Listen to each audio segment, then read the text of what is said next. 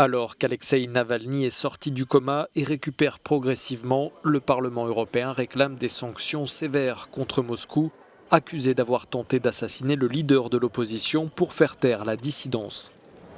La Russie a aussitôt mis en garde l'Union européenne.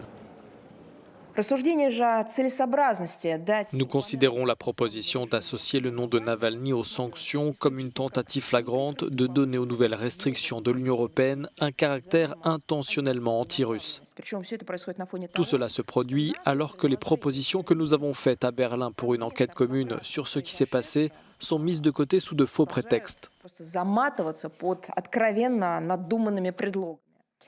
Le vote des eurodéputés de ce jeudi en faveur des sanctions survient après que l'équipe d'Alexeï Navalny a affirmé que des traces de poison avaient été retrouvées sur une bouteille d'eau en plastique récupérée dans la chambre d'hôtel du leader de l'opposition à Tomsk.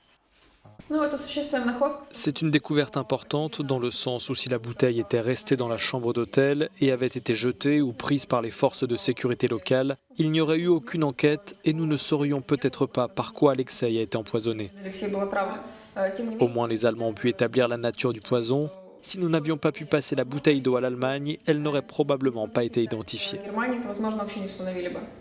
Le 3 septembre, un laboratoire militaire allemand a conclu à l'empoisonnement d'Alexeï Navalny par une substance de type Novichok, des conclusions confirmées par des laboratoires français et suédois.